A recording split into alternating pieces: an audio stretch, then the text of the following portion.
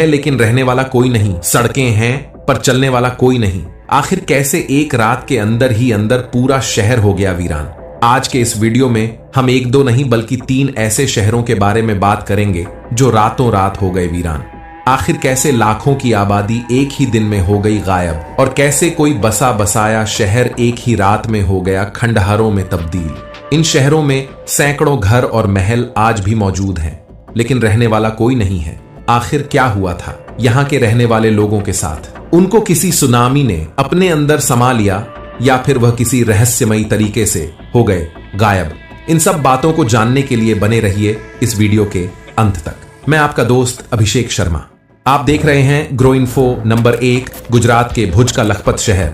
इस शहर में कभी हजारों की आबादी हुआ करती थी और यहाँ रहने वाले हर शख्स की आय लाखों में हुआ करती थी। इसी वजह से इस शहर का नाम लखपत पड़ा।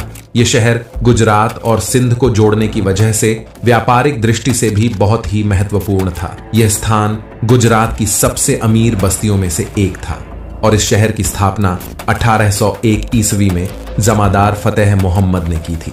यह शहर एक किले की दीवारों के पीछे बसा था और इस शहर में करीब 15,000 लोग रहते थे। लेकिन एक दिन ऐसी तबाही आई और सब कुछ बदल गया। दरअसल 1819 में आए एक भूकंप ने लखपत शहर को पूरी तरह बदल कर रख दिया। भूकंप की वजह से यहाँ बहने वाली सिंधु नदी ने अपना बहाव मोड़ लिया और जिस जगह पर कभी लाल चावल की खेती हुआ करती थी, वहां के लोग अब पानी की एक एक बूंद के लिए भी तरसने लगे। और फिर लखपत किले के लोगों ने इस शहर को छोड़ने का फैसला किया और लखपतियों का यह शहर हमेशा हमेशा के लिए वीरान हो गया।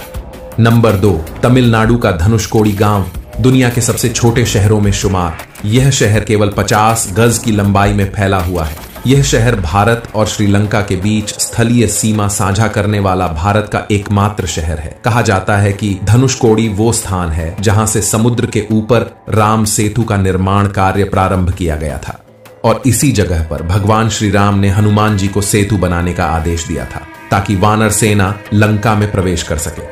कहा जाता है कि विभीषण के निवेदन करने पर भगवान राम ने अपने धनुष से इस सेतु को तोड़ दिया था, जिसकी वजह से इस शहर का नाम धनुषकोडी पड़ा। और इसी वजह से यह शहर धार्मिक दृष्टि से भी महत्वपूर्ण है। कहा जाता है कि 1964 में आए चक्रवात के बाद इस शहर को भूतों का शहर घोषित कर दिया गया। 1964 में आई आपदा से पहले यह शहर पर्यटन स्थल था और यहाँ पर रेलवे स्टेशन, होटल, कपड़ों की दुकानें और चर्च भी मौजूद थे जो सुनामी में तबाह हो गए। 1964 में आए इस चक्रवात में करीब 1800 लोगों की मौत हो गई और पूरा शहर बह गया। इतना ही नहीं, पंबन पुल से धनुषकोडी तक चलने वाली एक ट्रेन भी इस चपेट में आ गई और उसमें सवार करीब 100 यात्रियों की भी मौत हो गई। इस प्राकृतिक आपदा के बाद मद्रास सरकार ने इस शहर को रहने के लिए अयोग्य घोषित कर दिया, जबकि धनुषकोडी शहर में आज भी अतीत के कई अवशेष देखने को मिलते हैं। इस जगह पर घर के खंडहरों के अलावा चर्च और चक्रवात से अप्रभावित मंदिर को देखने के लिए पर्यटक दूर दूर से आते हैं। नंबर 3, कुलधरा गांव, राजस्थान।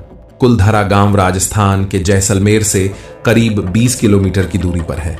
इस गांव को पालीवाल ब्राह्मणों द्वारा सरस्वती नदी के किनारे बसाया गया था। कुलधरा गांव के वीरान होने के पीछे कई ऐतिहासिक घटनाएं छुपी हैं और यहाँ के जर्जर हालातों में पड़े खंडहर आज भी उस घटना की गवाही देते हुए दिखाई देते हैं। कहा जाता है यहाँ की रियासत के जमींदार सलेम सिंह को गांव की ब्राह्मण पुत्री से प्यार हो गया था और वह उनके साथ विवाह करना चाहता था, लेकिन गांव के प्रधान अपनी पुत्री का विवाह किसी दूसरी बिरादरी में नहीं करना चाहते थे। इस बात से खफा होकर सलेम सिंह ने गांव वालों को धमकी दी कि अगर वह उनकी शादी उस लड़की से नहीं कराते हैं तो वह पूरे गांव को तहस नहस कर देगा। ऐसे में गांव के सभी पालीवाल ब्राह्मणों ने गांव को छोड़ने का फैसला किया और यह गांव जर्जर खंडहरों में तब्दील हो गया। वहीं इस गांव को लेकर एक दूसरी कहानी ये भी है जो वैज्ञानिक भी लगती है। इसके मुताबिक पालीवाल ब्राह्मणों ने इस गांव को सूखा और गांव में पानी के जलस्तर के नीचे गिरने की वजह से इस गांव को छोड़ दिया, जबकि आज भी कई लोगों का कहना है कि यहाँ पर अक्सर भूतिया घटनाएं होती हैं जिसकी वजह से यह गांव वीरान हो गया। वैसे दोस्तों, आपका इस पर क्या विचार है कमेंट बॉक्स में जरूर बताएं। अगर आपको वीडियो पसंद आई तो वीडियो को लाइक और चैनल को सब्सक्राइब जरूर करें। मिलते हैं अगली वीडियो में, तब तक के लिए धन्यवाद।